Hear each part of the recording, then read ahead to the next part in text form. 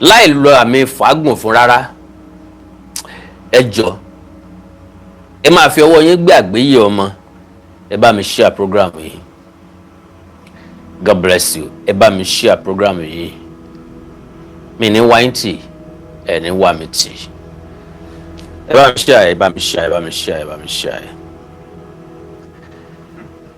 Now, la fẹ́ sọ̀rọ̀ nípa rẹ̀.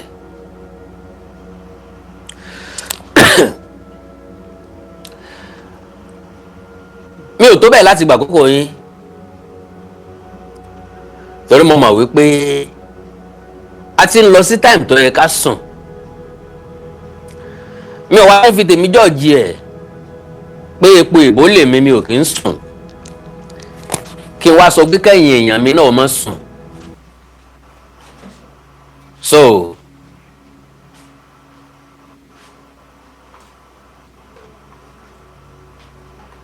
o lè yọkó ndíẹ̀. O lè yọkó ndíẹ̀, iná wà lára rẹ̀ dáadáa. Okay, network yín ọ̀dà rẹ̀. Mo sáré pé àwọn èèyàn mi ò tí ì wọlé.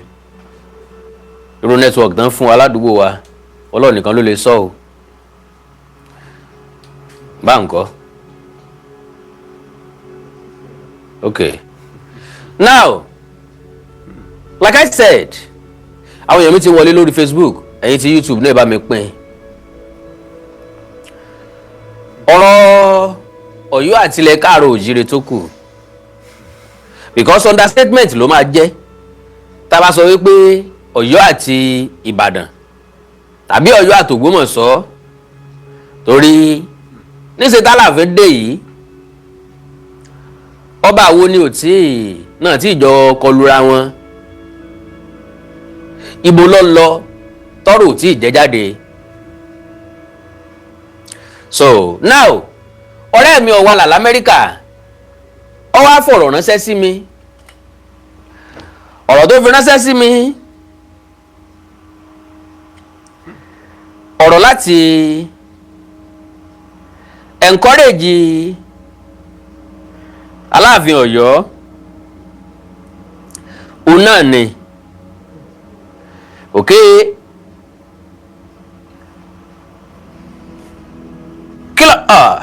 Nigeria network problem bẹ́ẹ̀ ni sir Mr. Iyola James network Nigeria iye wa the empire that has expired. God bless you sir.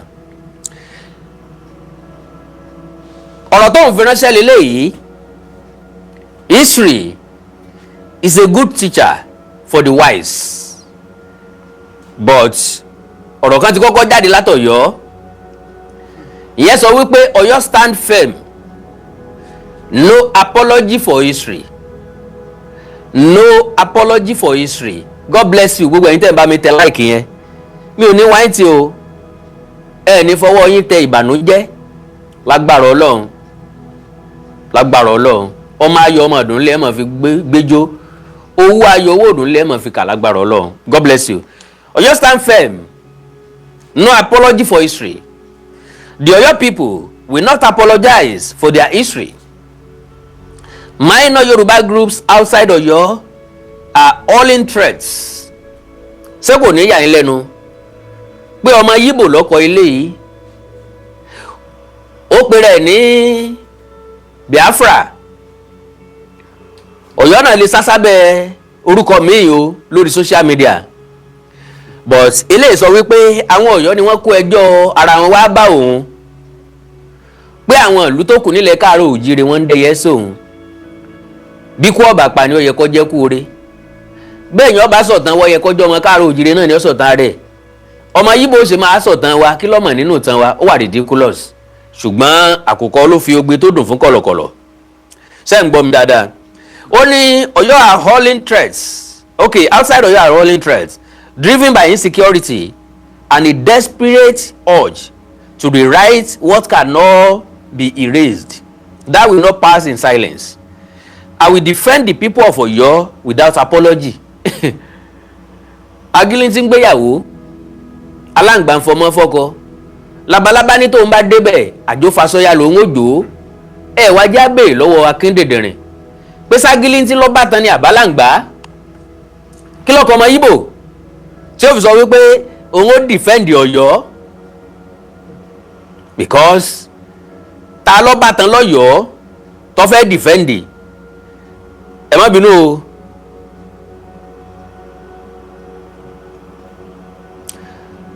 Ta Lobatan lọ́yọ̀ọ́ tó fẹ́ defend.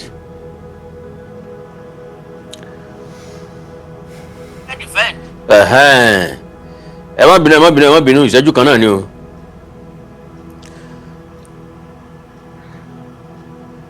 Now so ó wà ridiculous ìṣẹ́jú kan ìforíjì mi ìṣẹ́jú kan péré ni o ìṣẹ́jú kan péré ni o kẹ́ ẹ fún mi ìṣẹ́jú kan péré ni o ìṣẹ́jú kan péré ni o. So ẹ má bínú ẹ bá ń pín program yẹn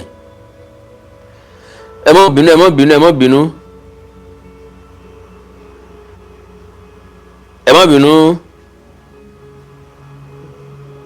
ẹ má bínú ẹ bá mi pín program yẹn jọ̀ọ́ ẹ jọ̀ọ́ náà mi ní gbátá mi rárá o mi ní gbátá mi pàápàá. I appreciate your time and I won't take it for granted. Bẹ́ẹ̀ bá mi pín program yẹn káwọn tá a máa sábà alábàápín ẹ̀ ká lè jọ enjoy ẹ̀ lẹ́ẹ̀kan ṣoṣo. Now ẹ mọ̀jẹ̀ ń gbà àsìkò yín. Ọmọ Yíbò lọ sọ bẹ́ẹ̀ o. Ọ̀yọ́ does not need permission to exist. No violation from those who sprang from. Okay, YouTube ti padà dé.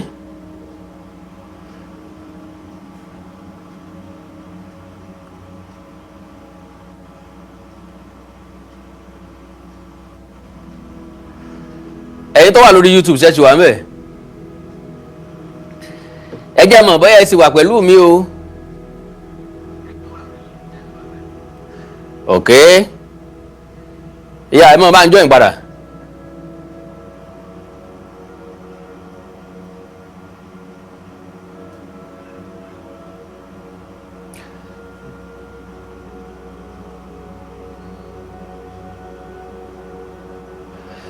Ẹ má bínú.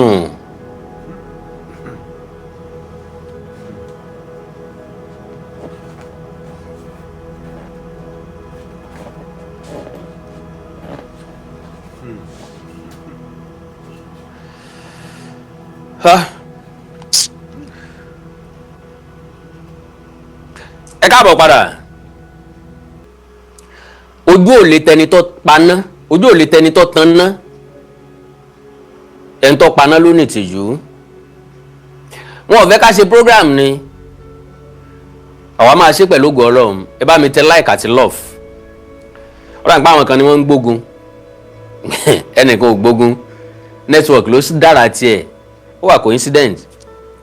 So kì í ṣe pé àwọn èèyàn kan ní sàṣìwà ẹnìkan kò sàṣìwà. Because God is always for us. Who can be against us? Kò sí. So ẹ̀yin ọ̀rẹ́ mi lórí Facebook, ẹ̀yin dáàdì mi àti mọ́mì mi lórí Facebook, ẹ bá mi join kíákíá, ẹ bá mi pín program yẹn pápápá. Ẹ jẹ́ kí n sáré ka nǹkan tí mo fẹ́ kà. Ọmọ Yíbò tọkọ àpilẹ̀kọ nítorí Ọ̀yọ́. Ó láwọn kan lọ́yọ̀ọ́ lára àwọn ọmọ Ọ̀yọ́ wọ́n sáré wá bá òun pé kó wọ́n gba àwọn ńgbà onílé bá ń lọ sábàlejò kó wá gbà wọ́n bọ́n ṣe láyé Àfọ̀njá nù tí láyà lọ́kọ̀ Àfọ̀njá tí ò fi trust àwọn ọmọ ìyá tiẹ̀ mọ́ tó fi jẹ́ pé àwọn àjèjì ní láyà lọ́kọ̀ ló trust. Àwọn àjèjì ọ̀nà ló gba ìlú mọ́ lọ́wọ́, àwọn àjèjì ọ̀nà ló pa lọ́gbẹ̀mí ẹ̀. So ká tó lọ sọ́dọ̀ ọ̀rẹ́ mi Ọ̀wàlà l'Amẹ́ríkà n tó kọ ránṣẹ́ sí mi ẹ jẹ́ n kọ́kọ́ ká tọmọ Yíbò yẹn pápápá. Ọ̀yọ́ stand firm, no apology for history. 3.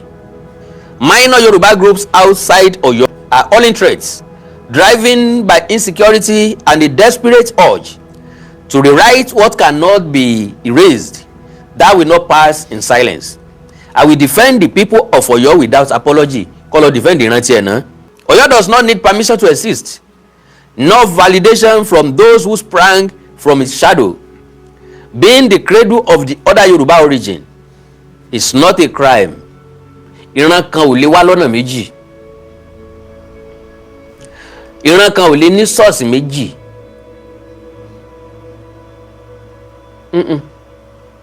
Ó rọrùn fún láti ní orísun méjì. Ó rọrùn fún igi láti ní gbòǹgbò méjì tàbí jù bẹ́ẹ̀ lọ. Ṣùgbọ́n kò rọrùn fún ìran kan láti ní orísun tó pọ̀. So, being the cradle of the other Yoruba origin is not a crime. It is a historical fact documented, lived, and affirmed across generations. Okay? What are we witnessing is not scholarship. It is resentment. When history stands firm, those uncomfortable with it often resort to noise, insults, and intimidation.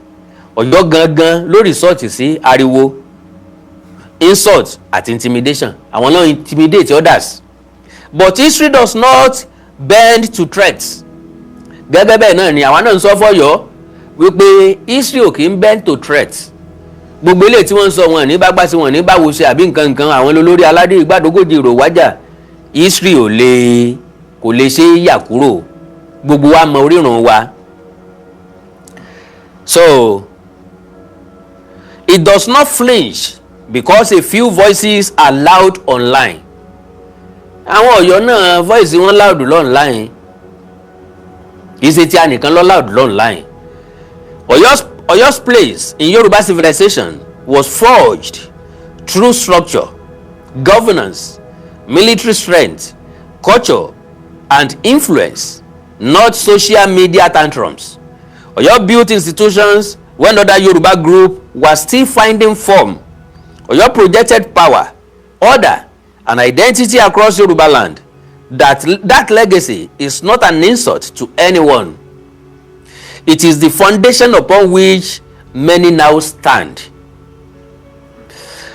Denying it does not elevate anyone else. It only exposes intellectual dishonesty. But let me make it very clear. Defending Oyo is not an attack on others. Rather, it is a refusal to accept historical vandalism. Respect is mutual, but truth is non-negotiable. And that is exactly what we are telling Oyo people. That respect is mutual, but truth is non-negotiable. Respect tó wà mutual ó ní pé bó fún mi kí n bú fún ọlọ́pọ̀lọ́ ń ké lódò. The truth that is non-negotiable ó ní wípé kí Ọ̀yọ́ wake up. Ayé àtijọ́ yẹn ti lọ, ayé ìsẹ̀yìn ló wà. Ntí wọ́n bá ń ṣe láyé ìsẹ̀yìn ni k'Ọ̀yọ́ bá wa ṣe. Ntí wọ́n ṣe nípínlẹ̀ Ọ̀yọ́ láyé ìsẹ̀yìn ni pé wọ́n rotate ipò ọba, ipò alága ìgbìmọ̀ lọ́balọ́ba ìpínlẹ̀ Ọ̀yọ́. Láàrin àwọn mẹ́ta, the earlier the better. Tí Ọ̀yọ́ bá tètè jí, tí Alaafin bá tètè jí. No amount of revisionism will undo centuries of recorded reality. Oyo will not bow to intimidation. Oyo will not dilute its story to suit fragile egos. And Oyo will not be ashamed for being central to Yoruba history. If dialogue is desired, let it be granted in facts. If peace is wanted, let it be built on honesty. But if threats are the chosen language, understand this plainly. Oyo's history stands rooted and unshakable. To minor Yoruba groups, enough is enough. Ọmọ Yíbò ní sọ fún abáhùn o. Your minor and unrealistic Yoruba ethnicities should stop lying to yourselves. Oyo wasn't just another Yoruba group. Oyo was the empire. The Alaafin ruled. The cavalry conquered. The system unified. Today's Yoruba identity didn't fall from the sky. It was shaped by Oyo power. The anger toward Oyo people isn't mysterious. It is what happens when history refuses to be rewritten for comfort. Facts don't need approval. Oyo is your root. Rárá o, Oyo is not my root. Oyo is not our root. Ile-Ife is our root. Ọmọ yín mìíní, àjùkúta mọ́mú mi, ìwọ kọ́ ló wá sọ̀tàn lé mi fún mi. Oyo is not our root. Ile-Ife is our root. Oyo is a branch. Ẹ̀ka kan ni Ọ̀yọ́. Ẹ̀gbá ẹ̀ka kan ni. Ìbàdàn ẹ̀ka kan ni. Àkókó ẹ̀ka kan ni. Oǹdó ẹ̀ka kan ni. Ìdànrè ẹ̀ka kan ni. Whether you minor and unrealistic Yoruba ethnicities like it or not, you must accept it and leave Oyo people alone to rest. Gbádùn ni.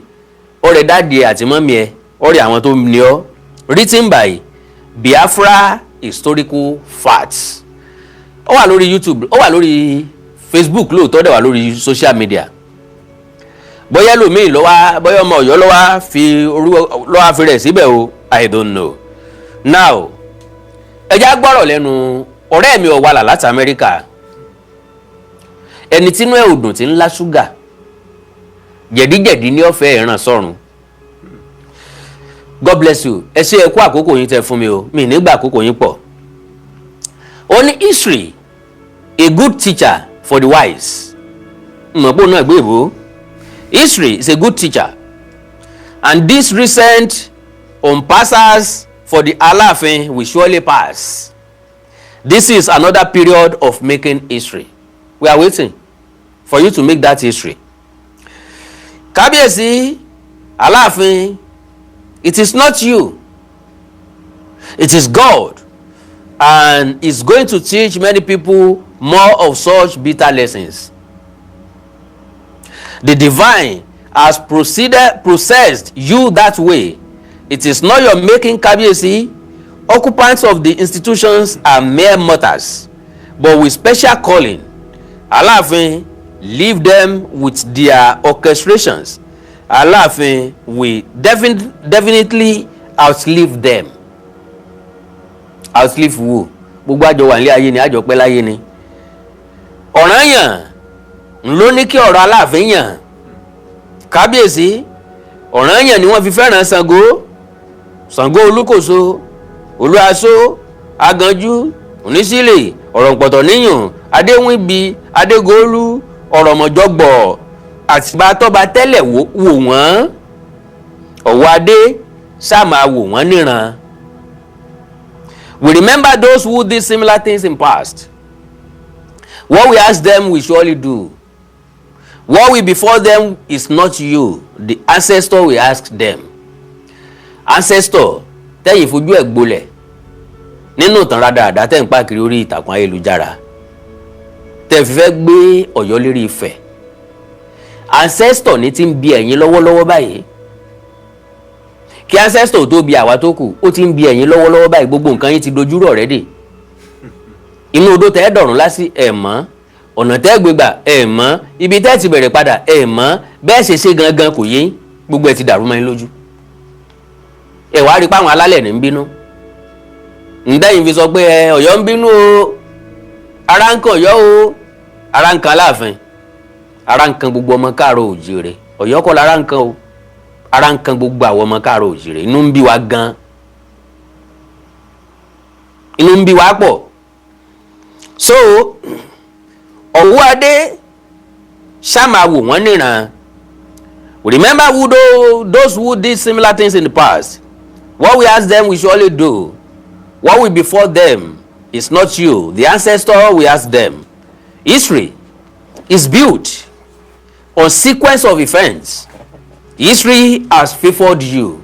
History ò favor Aláàfin Ọ̀wọ́ Adé o. History ò sì favor ẹ̀yin Ọ̀yọ́. Bó ni ìtàn ò ṣe favor yín? Ó ní wípé lọ́rẹ̀ láàrin ìran káàrọ̀ òjìrè mọ́. Torí gbogbo ọmọ káàrọ̀ òjìrè ti wá ń realize pé ẹ̀yin gan ló yẹ kẹ́ ẹ tọrọ àforíjì lọ gbogbo wa. Ẹ̀yin lè dabarú gbogbo ilẹ̀ Yorùbá pẹ̀lú ìwà ọ̀tẹ̀, ọ̀kánjúà, ọ̀kánjólè, àṣejù bàbá àṣetẹ́yìn, ìlọ́nilọ́wọ́gbà. ogun àjàjà tán lè fi báyé gbogbo ìran Yorùbá jẹ́ lè fi fún wa ká lónìí tí ìran kan ò fi lè dúró sójú kan náà gẹ́gẹ́ bí ìran tá a fi fọ́n káàkiri bíi sàṣà ìgbálẹ̀ ẹ̀yin lẹ fà á bẹ́ẹ̀ bá jagun káàkiri ogun ò ní máa lé káàkiri torí jẹ́jẹ́ àwọn èèyàn ni wọ́n dúró sínú ìlú wọn ìgbàdo ọ̀nà tẹ́ ń gbé káàkiri ló mójú yín rí ọ̀ràn tó ju yín padà rí because jẹ́jẹ́ ìlú ń gbìyànjú láti develop ìlú wọn ẹ̀yin tojúbọ̀ ló ń lù ú láti lọ́ọ́ máa lé wọn léré gba nǹkan tí wọ́n ní láti lọ́ọ́ máa kó ẹrú lọ́dọ̀ wọn kó àwọn èèyàn wọn lẹ́rú fipá báwọn obìnrin wọn lò pọ̀ ẹ̀yin gangan ló ní sùnmọ̀mí àkọ́kọ́ tí ìran káàrọ̀ òjìrì kọ́kọ́ ní so ìtàn wo ló wá fẹ́ fọ yín ṣé ìtàn fẹ́ fọ yín pé ibi tẹ́ wà ní ìsìn ìpàlejò lẹ́jẹ̀ ń bẹ̀ jẹ́ ń fìdí ẹ lásán ló ní àfòmọ́ yín fi do nílé ìtàn wo ló wá fẹ́ fọ yín bẹ̀ ń bo nìtàn fi wá fẹ́ fọ Aláàfin tí ń kàbùkù ń bí tí ń kàbùkù ń bẹ̀ tí ń kàbùkù káàkiri ìtàn wo ló wá fẹ́ fọ rẹ̀ it is not your making but God ordained strength no God doesn't ordain arrogance àwọn tọ́lọ́ máa ń ordain làwọn onísùúrù oníwà pẹ̀lẹ́ oníwà bí àdàbà oníwà bí ọlọ́run oníwà mímọ́ olùfẹ́ ọmọlàkejì olùfẹ́ àlàáfíà bíbélì sáà sọ pé ó lóun wo agbéraga lókè réré ńgbà tó ń júbà onírẹ̀lẹ̀ ẹ̀yin Ọ̀yọ́ ń gbéraga ló jẹ́ kẹ́ ẹ máa sọ pẹ́yìn ló lórí ọba nbí tọ́ ní lè fẹ́ wà lára àwọn náà ní í ṣe pé olórí burúkú ni ọ́ o ntọ́rọ̀ mọ́ gbèsè ayé tiwọn nù èpè dùn lẹ́nu wọn bí nǹkan mi ayé wọn ò sì nítumọ̀ wèrè tí ń pè mí lólórí burúkú nìsín bàbá ní àdálẹ̀ ká tún sá nìsín ayé rẹ̀ ò nítumọ̀ lára àwọn ẹrú tán kó lójú ogun ní bàbá rẹ̀ ẹrú ni màmá ẹ̀ náà làwọn ẹrú tán kó lójú ogun ni àwọn ọmọ táwọn ẹrú bí ńgbà náà àwọn ìsọmọ rẹ̀ ìkọkúkọ làwọn máa ń kọ kò sọ̀rọ̀ ọpọlọ kankan lẹ́nu wọn kò sọ̀rọ̀ ọgbọ́n lẹ́nu wọn ìkọkúkọ ìpè ní tẹ́ bá ti rí wọn ṣe comment section ìpè náà máa ṣẹ́ síbẹ̀ so wọn mọ̀ pé èébú kankan ò lè ránrú wa history will continue to vindicate the Alaafin lọ́nà wo àbí kẹ́ tètè retrace step yín nìsín kálàfin yóò tó reduce to mere baálẹ̀ history kí ló fẹ́ vindicate no matter what adversaries plan they will drink and be filled with their cup ọ̀rẹ́ mi ò wá làkọ́ lọ́kọ́ kí ni wọ́n bá kọ́ ni ọlọ́run gbọ́ mo fọlọ́run búra gbogbo nǹkan tí mo ní mo lè fi búra pé ọ̀rẹ́ mi ò wá làkọ́ lọ́kọ́ kí ni kò gbé èbò tó báyìí wọ́n bá kọ́ ni ó gbé fáwọn tó wọ́n gbé à mo fẹ́ kẹ́ bá ń kọ́ nǹkan lórí kí ni ChatGPT ló bá kọ́ AI ló bá kọ́ hey I won't mention names but those that have walked this path of no return never live to tell the story they play, my friend.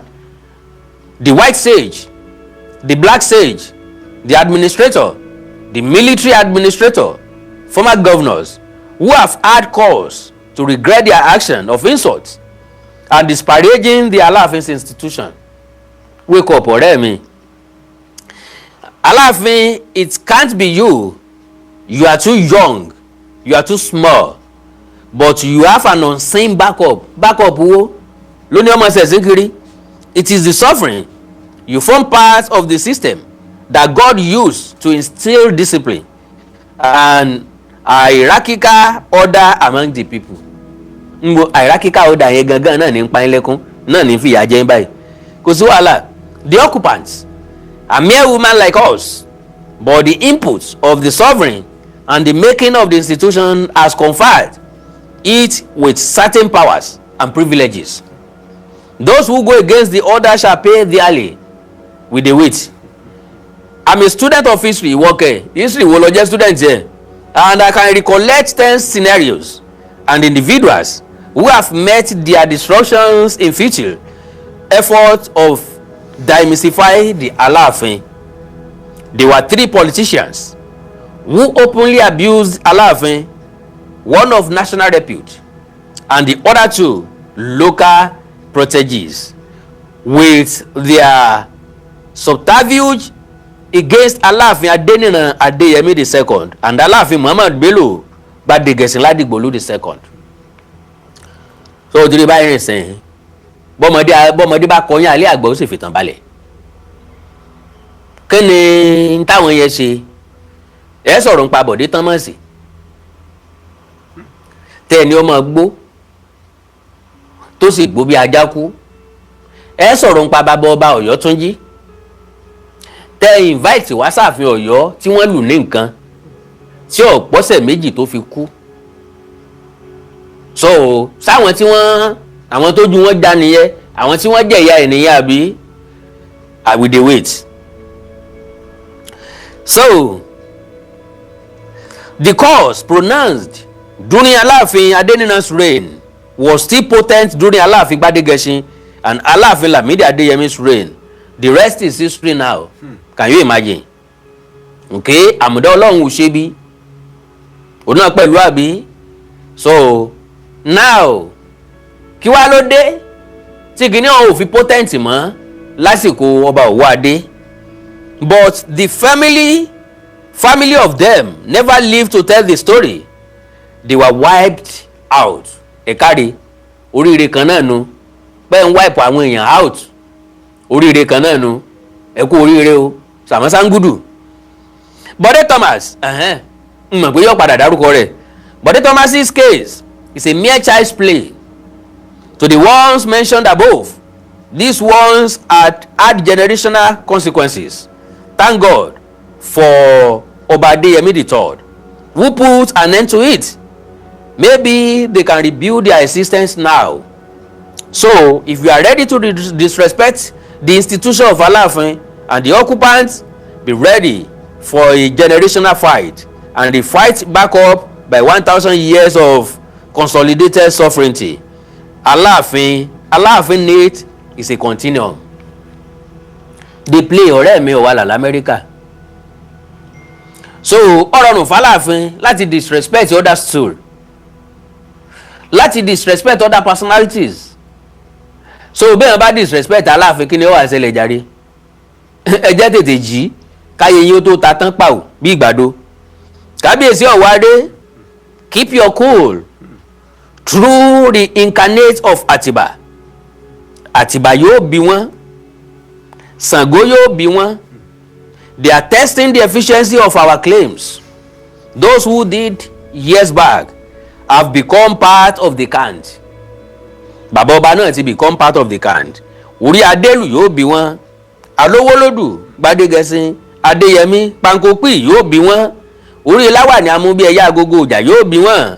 My prayer for you is that may your reign be like that of my great maternal grandfather Abiodun Adegolu, who defeated Ga and celebrate Bebe. He reigned peacefully for many years without fighting many wars. That period marked the golden period of Oyo Empire. Another golden period is here. Kábíyèsí, we need to reduce the frequency of our outings and sometimes send the Oyomesi to fill in. God bless you. Gbogbo ibi tí wọ́n bá ti pàdé àwọn lọ́balọ́ba ńláńlá ẹ rán àwọn Oyomesi lọ. Ṣé gbọ́? Ńgbà tí Olúbàdàn, Ṣọ̀ún Ògbómọ̀ṣọ́, Ọ̀kẹ́rẹ́ Ṣakí tán bá fẹ́ ṣèpàdé papọ̀ tán wá l'Aláàfin, bóyá àwọn ọgbà àwọn Oyomesi láàyè, bóyá àwọn Oyomesi dádé, bóyá àwọn Oyomesi lápèrè, bóyá ọba ni wọ́n. They play my fan. We know you are trying to be friendly. Ta ló wà friendly? Ọ̀gbẹ́ni ọ̀gbọ́n o. Ta ló try láti wà friendly? Pankopí. Ọ̀rọ̀ ìgbò ti mú gbó Gambia. Ṣé Pankopí ló wà friendly? Ẹni tí ó jókòó bíi Balógun. Ẹni tí ò wà tí ò ní smiling face at all. Tí ó jókòó kalẹ̀ ń gbogbo gbà bí ẹni ẹ̀gùn ń gùn, bí ẹni inú ń bí, bí ẹni Ṣàngó ń gùn, bí mọ́kàn, bí òṣónú. Ìyẹn ló ń try láti wà friendly. Àbọ̀ àwọn bọ̀bọ́ yìí like láti máa dunra wọn nú ṣá. We know you are trying to be friendly to everyone, but we need to consider the prevailing situation. Long reign the king, written by Ààrẹ Mọ̀rúfù the Bọ́bagúnwà of ilé wọn. Ọ̀rẹ́ mi ò kọlà láti Amẹ́ríkà ló fi léyìn ránṣẹ́.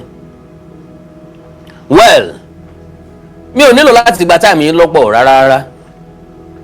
Mo kàn ní kí n wá establish ẹ̀ pé bátìrì kìíní ń lọ. Bátìrì kìíní ń lọ.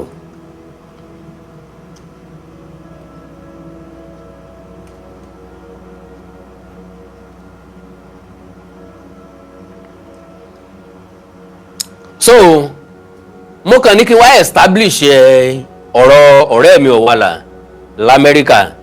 Èmi pẹ̀lú ẹ̀ sì máa wọ́n kó. Okay, Adegolu died 1779 and Atiba was born in 1800. How come they are saying Adegolu gave birth to Atiba? À ń bọ̀ lórí eléyìí sir. God bless you, Mr. Olajide Michael Kehinde. You brought a very, very good topic. We are still coming there, sir. So, ó jẹ́ question fáwa náà. Pé Bíọ́dún Adégolú ó kú ní 1779. Wọ́n sì ní wọ́n bí Àtìbà ní 1800. Distance yẹn pọ̀ sá. Kọ́mọ̀ jẹ́ pé látọ̀run ló ti fa tọ̀ránṣẹ́. Ntọ́ba tó máa fẹ́ jẹ́nu àtọ̀run ló ti fa tọ̀ránṣẹ́. Ṣé ẹ mọ̀ wípé eléyìí tán máa ń gbàtọ̀ káàkiri òun ti wà látayébáyé. Ó ti wà látayébáyé. Àwọn òkú máa ń fà tọ̀ránṣẹ́ sáwọn ará ayé. Àwọn ọ̀rẹ́ mi ń parọ́ ju bákan náà sọ pé wọ́n gbé adé góòlù lọ́dọ̀ àwọn. Níbo làwọn ti rádé góòlù? Ẹni tí ọ̀làdé gidi ní ọ̀dàdé góòlù. Níbo làwọn ti rí góòlù lọ́yọ̀ọ́? Aṣálẹ̀ nílẹ̀ Ọ̀yọ́. Olè pápá ni pọnrán pápá tí ò ní igi lórí. Wẹ́ẹ̀ Àkàndá ọ̀rọ̀ Awíkonko. Mi ò rò pé mo lẹ́nì kankan tó fẹ́ pè mí lórí eléyìí o. Bí ó bá sí, mo fi nọ́mbà abẹ́ o. Bí ó bá sí lórí ọ̀rọ̀ ọ̀rẹ́ mi Ọ̀wàlà l'Amẹ́ríkà, mo trust ẹ, mo mọ̀ pé yóò sọ̀rọ̀ sílẹ̀ tí mo ṣe yìí. Mo trust ẹ. I know him go talk. Ṣùgbọ́n títí ìgbà tí ó sọ̀rọ̀. Adélékè Ọlámilékan, kí lọ́kàn ọ́ pẹ̀lú Ọ̀yọ́ gan-an òpònú ni ọ́? Ìwọ gàn tí ẹ ń fẹ́ mọjú orí ẹ, làákàyè ẹ kúrú, ọpọlọ ẹ sún sẹ́yìn. Ntọ́kàn mi pẹ̀lú ọ̀rọ̀ Ọ̀yọ́ ni wípé Ọ̀yọ́ ń kọjá àyè wọn, àti pé àwọn ọ́kúpàǹtì Ọ̀yọ́ ní ìsìn àjèjì ni wọ́n, àwọn ọmọ onílẹ̀ gangan rèé. Èmi ọmọ Ọ̀yọ́ leléyìí, èmi ọmọ Ọ̀yọ́ gangan leléyìí.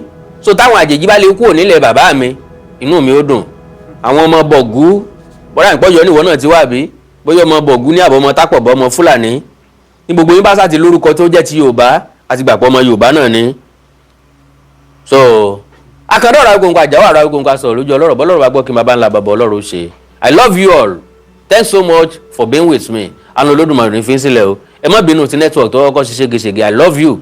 May God be with you. Àdáwọlé yín ọmọ yọrí sí eré o. Ẹ like ẹ follow page mi. Ẹnìkan ra síkà fún mi àbí?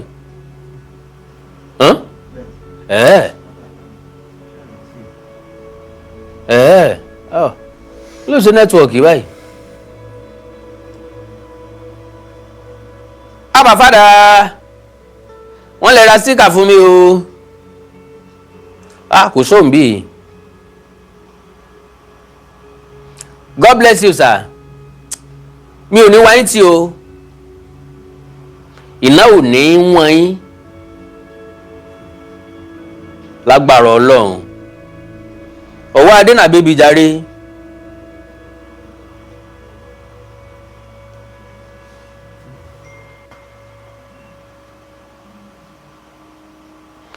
Okay, I don't think you will ever.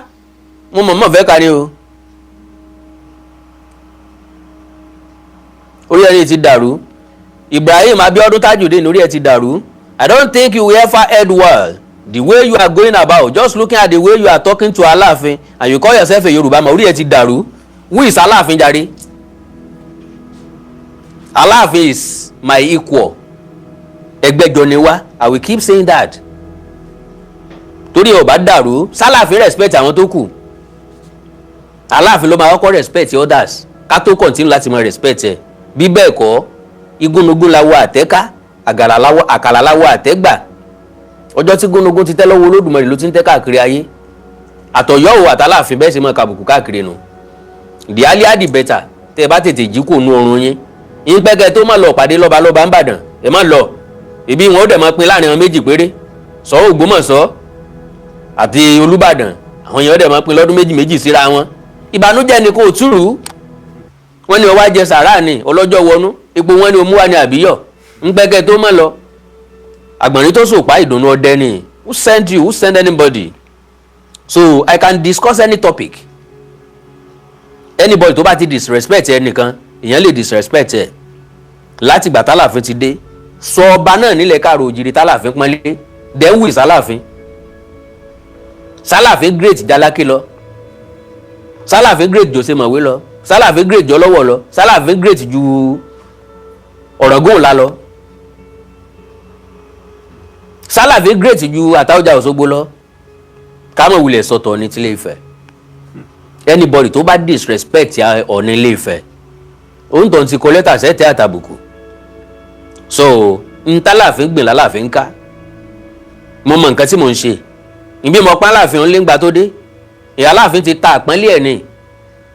So n la fi ní káfàbùkù díẹ̀ jó.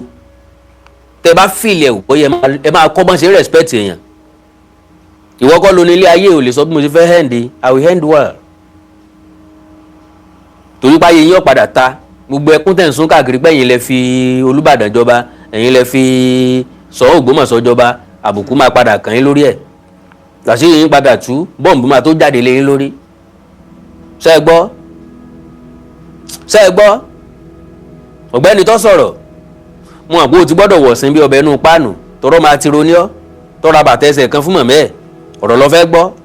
Ibrahim Abiodun Tajudeen, ọmọ tí ń sọjọ́ ọ̀bí, tí wọ́n pa adìẹ kan fún tó lòun ó dorí adìẹ méjì, ọ̀rọ̀ ló fẹ́ gbọ́.